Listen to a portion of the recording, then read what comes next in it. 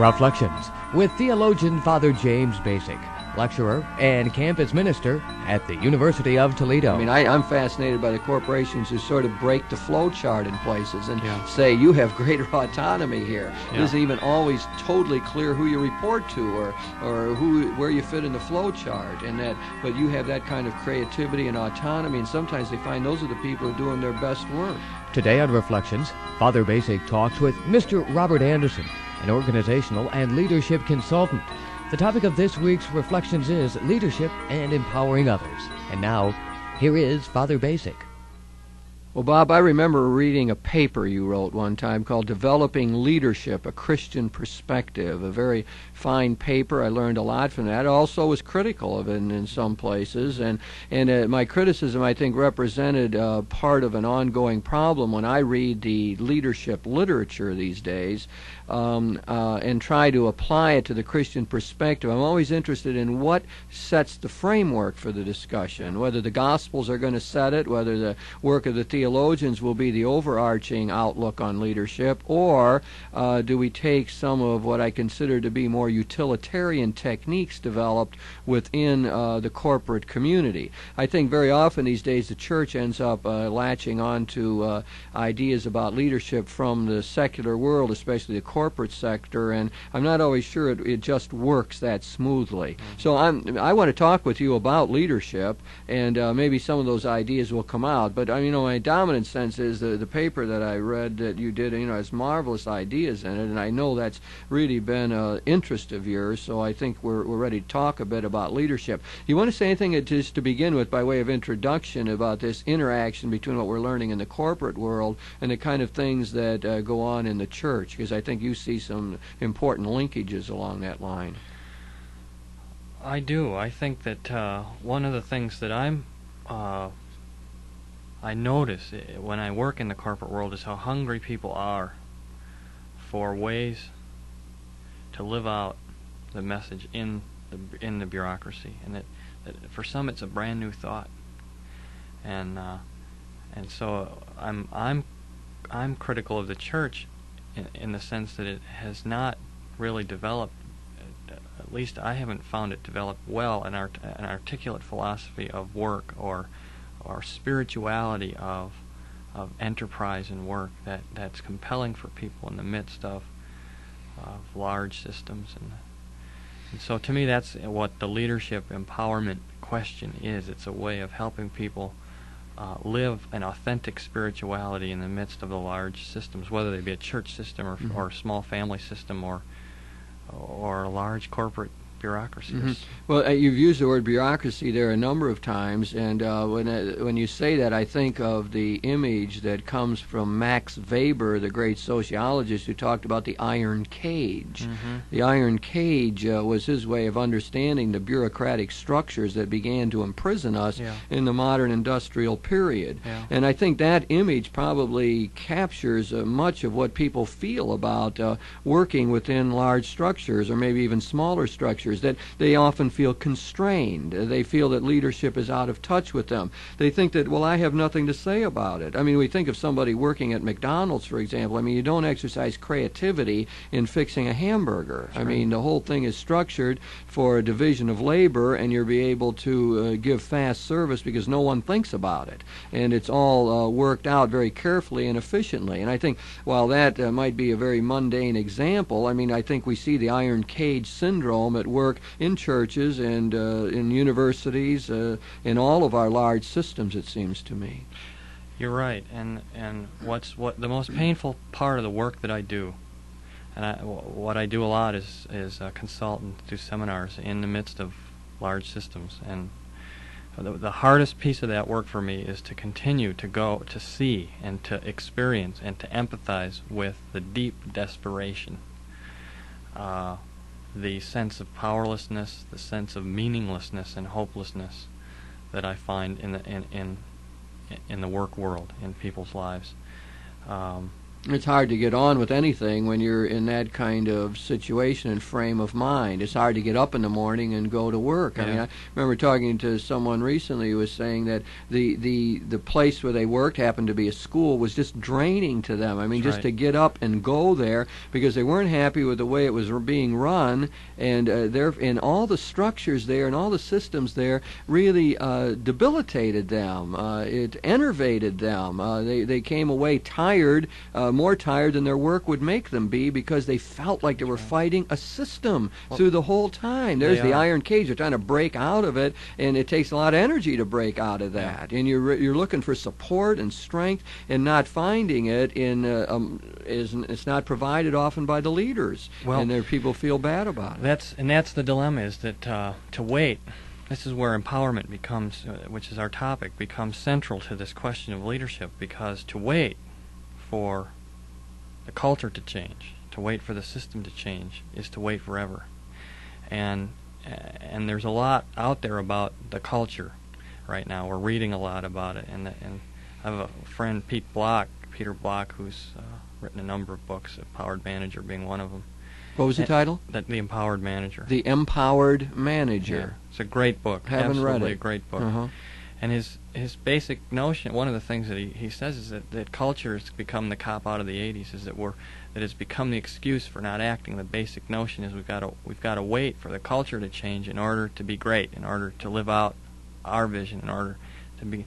And it's true in that we are up against significant systems that have power, and it's courageous people that change them at all levels. And so there's. But he says this is a trap. In other words, you're sitting around saying this factory where I work, it's terrible, and I can't stand the foreman, and the plant manager doesn't know. There's nothing I can do, and it's not my fault. Yeah.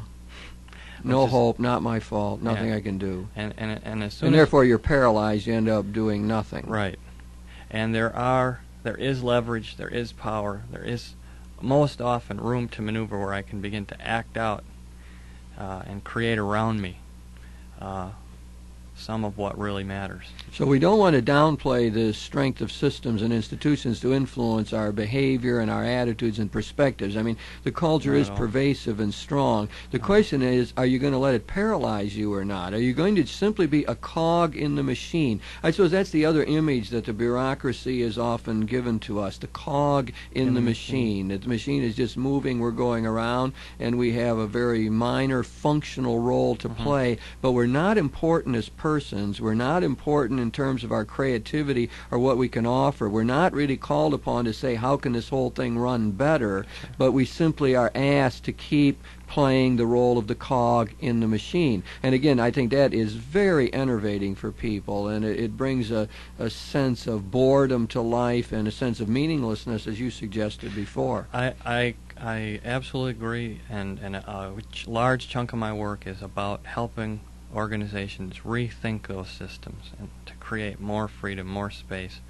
And in the business community, we're kind of pushed into it because bureaucracy is lethargy and slowness, and we're getting out-competed, and so we're finding that we have to let go of some of the patriarchy and the dominance and the high control.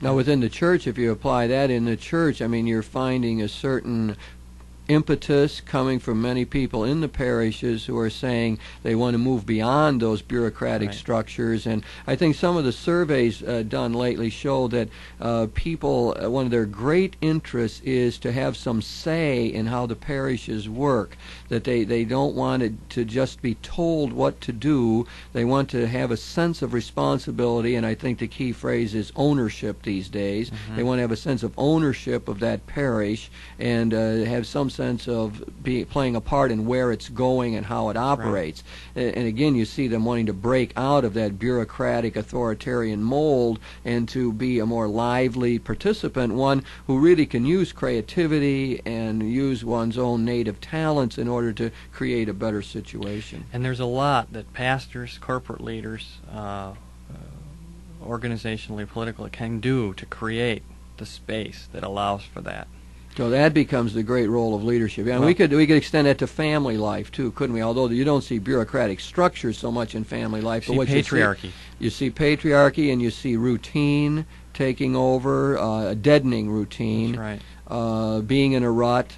So, I mean, I think we can apply some of this to family life as well, though Now, maybe not as clearly. Now, the interesting thing about this is, for me, is that it is the role of senior leadership I think the great challenge is to find structures that liberate the human freedom and allow for creative self-expression for people to begin to bring meaning back into the workplace, and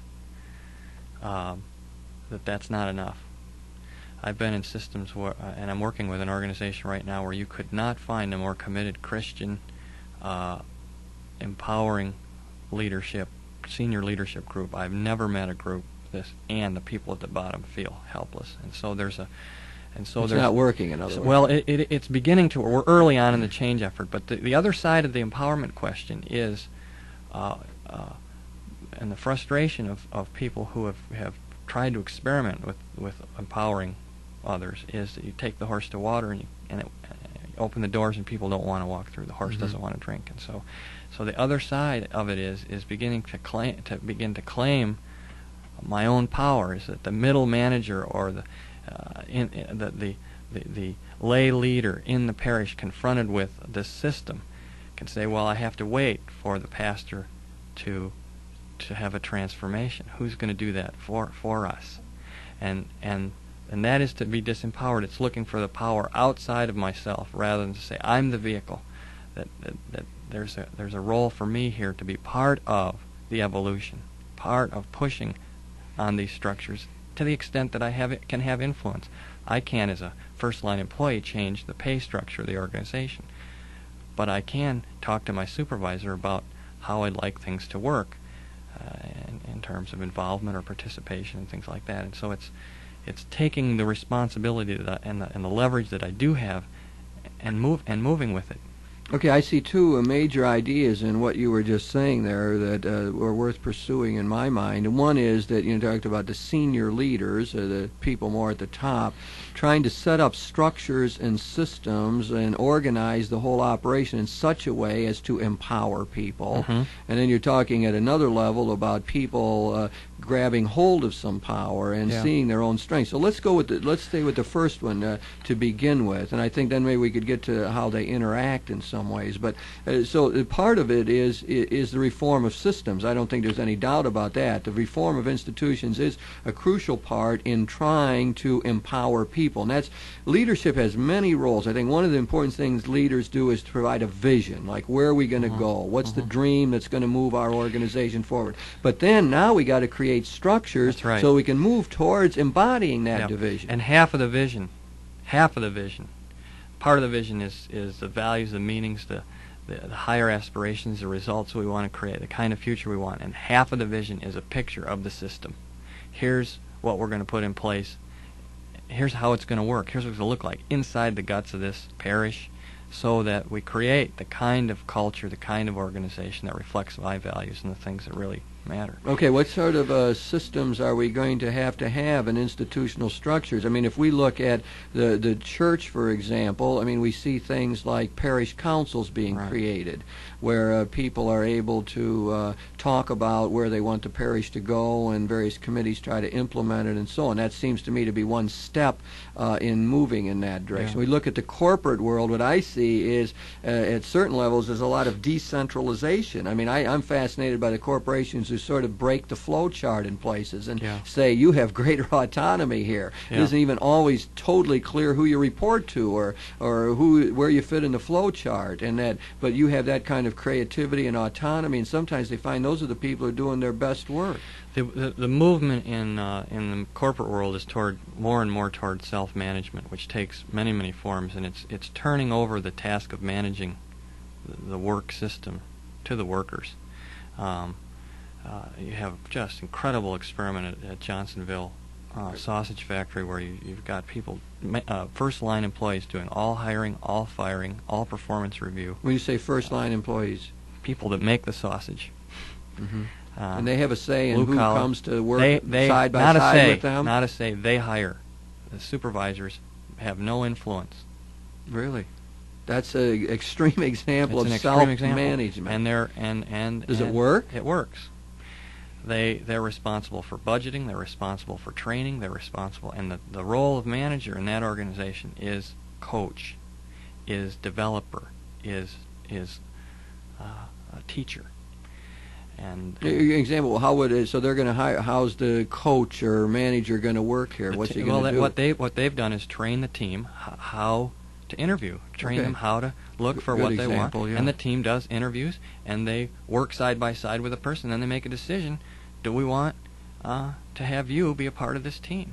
Mm-hmm. And is this duplicated elsewhere? Is this a unique experiment? Well, there's these kinds of experiments going on in corporate America. I'm working with a large system right now where rather than try to say, well, you will be a self-managed team, we're teaching them how to look at structures, how to examine the whole system of work that they're involved in, from the social perspective, in terms of the values and the way we treat each other, and from a technical, because it's a very technological environment, and from an economic and financial.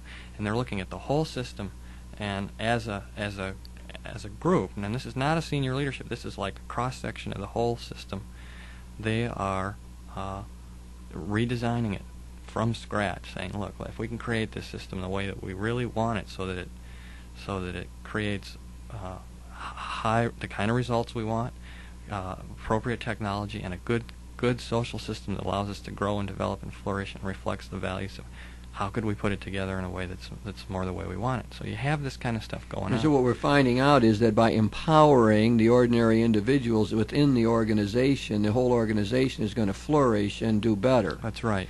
What does this mean in terms of middle management? I mean, a lot of corporations, we know middle management gets laid off, or they dismiss them from the corporation. What does all of that mean in terms of the bureaucratic structures and this? Are they trying to move towards greater self-management? I guess the word I've used is decentralization, or more autonomy for particular units. That's how I've seen it. Mm-hmm. What it's meaning for middle management is a real ambiguity. I mean, the people that it's hardest on are the frontline supervisors, the middle managers, because the role dramatically changes. And the fear is that there is no role. The truth, I think, is more that it's a different role, and it's a very exciting role. Actually, it's a teacher, it's a coach, it's a guide. It's about people and developing the natural abilities that are there. And there's less of a need. There's that what we're finding is that they're flattening. There's less need for management, because management is typically a control system, and the controls are moved down and spread around. So there's less need for control. What's the danger in that move? Do you see any? Is there a downside to it, or what goes wrong usually? And when we're trying to empower people at the local level and all throughout the whole system.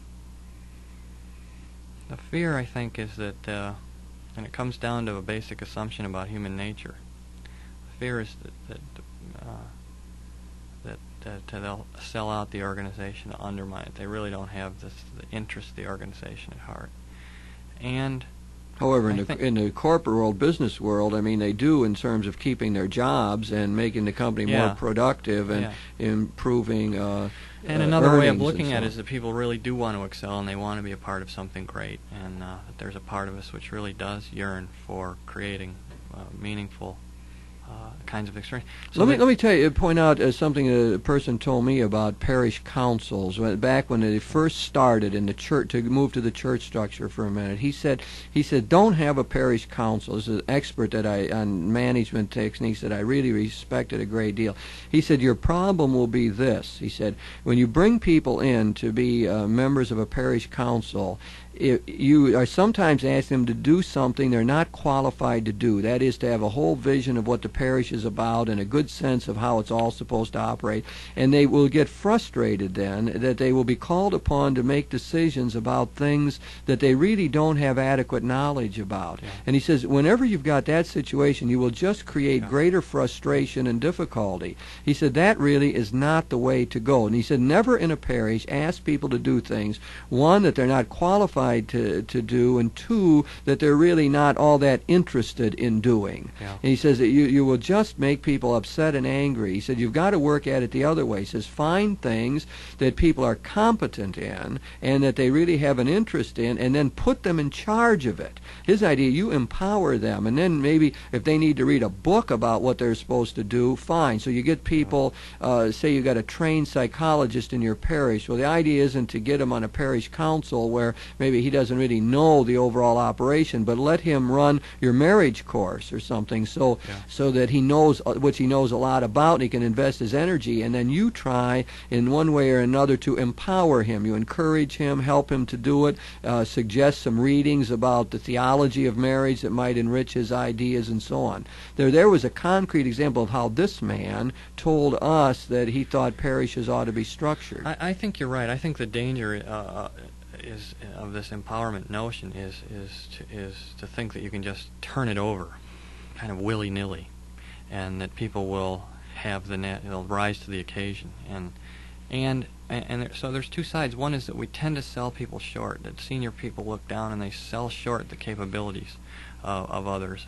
And at the other side, there is a lot of development, nurturing. It's not enough just to say, okay, now you create the system. That's why you want to use the image of coach and teacher. And you look at a good coach. I mean, that's a nice metaphor, actually. Yeah. A coach grills you, works you, puts you through the paces so that you really become capable of excelling. Yeah, that is a good metaphor. I like that. So what we're talking here is about the first half of how I was interpreting your material is that we've got to change structures and systems to empower people. Otherwise, they're just a cog in the machine and the bureaucracy. It really does feel like an iron cage. And what you're pointing out is that in the corporate world, we see experiments and examples where we try to allow people to have greater sense of responsibility, decision-making, and the real job is to coach them, to help them to do that better, right? Yeah, and I want to save time for the other side of this thing, which is the idea of taking hold. In other words, we've got to get people to be able to feel empowered. We got to get people to sense that they're co-responsible for the well-being of the organization, whatever it may be. That's the other side of the issue. Yeah. And to wait. There's a book that I read called Managerial Courage, and he kind of looked at what happens to middle managers when they stand up. Do they get shot? Do they survive? What happens to them? And what he found out was that most who do it well survive. But in any event, what I found interesting was his concluding statements where the culture needs to change in order to allow for more courageous activity. And I think he missed the boat. Yes. That it's courageous people that change cultures. The tendency is to say I'm not responsible for the culture, that they are looking up. They are responsible. And the truth is we all are, and that the culture is going on in this meeting, in this room right now. And leadership is the willingness to act out the culture that I want, to act out in the midst of, and therefore be a part of the transformation. And that's, for me, the central issue of empowerment is, am I willing to embody my vision, which is a core piece of leadership? Am I willing to act that out in the midst of this structure? And thereby be an example of the organization that I want for the future. I was in a large system last week where the group was and it's a very bold experiment by this management team trying to do some very good things. I've worked with them. I know what they're about, and they're also in the process of learning. So they're making mistakes, and there are things about the old system that are still there. And the people at the bottom say, "Hey, it'll never happen." And I said, "That's your contribution to it never happening. Your contribution to it never happening is that you gave up before you started and didn't take responsibility for it."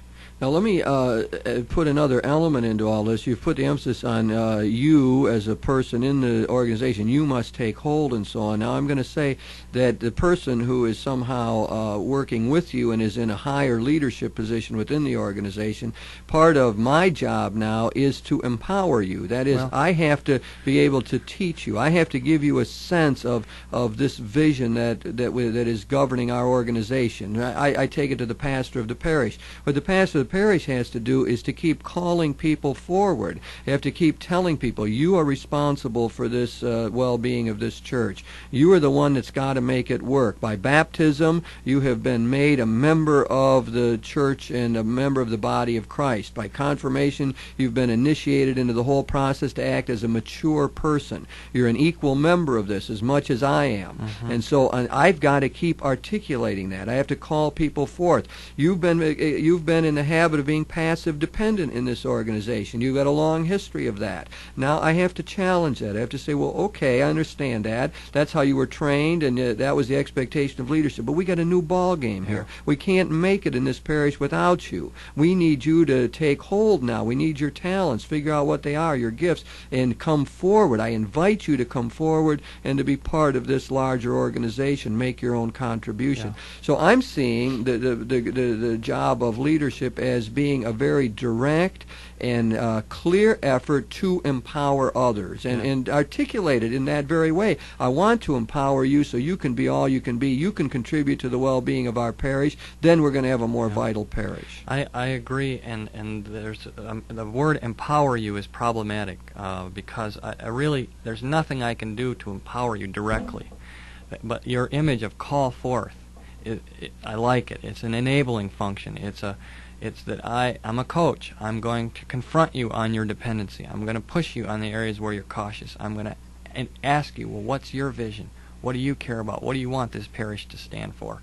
And in that way, I get you in touch with what's meaningful and what you want, and at the same time help you look at what's blocking you from acting it out. And it's that guiding role that I see leadership.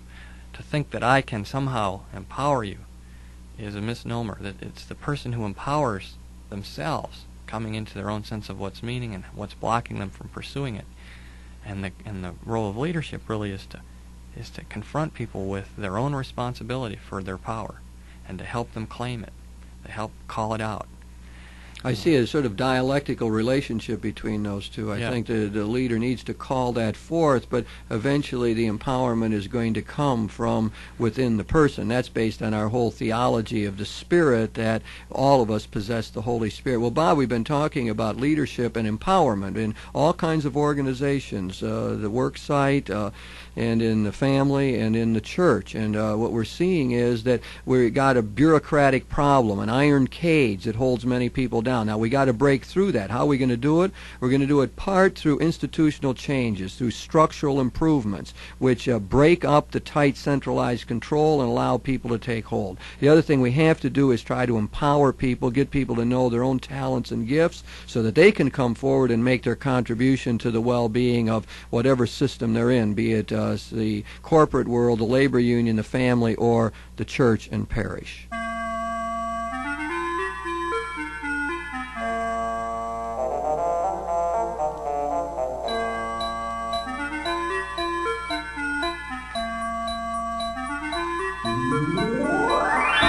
You've been listening to Reflections with theologian Father James Bacik, lecturer and campus minister at the University of Toledo. Today on Reflections, Father Bacik talked with Mr. Robert Anderson, an organizational and leadership consultant. The topic of this week's Reflections was leadership and empowering others. If you have any comments on today's show or suggestions for future programs, please write Father James Bacik, Catholic Campus Ministry, 2086 Brookdale Drive, Toledo, Ohio, 43606. Funding for this program was provided by the Catholic Communications Commission of the Diocese of Toledo.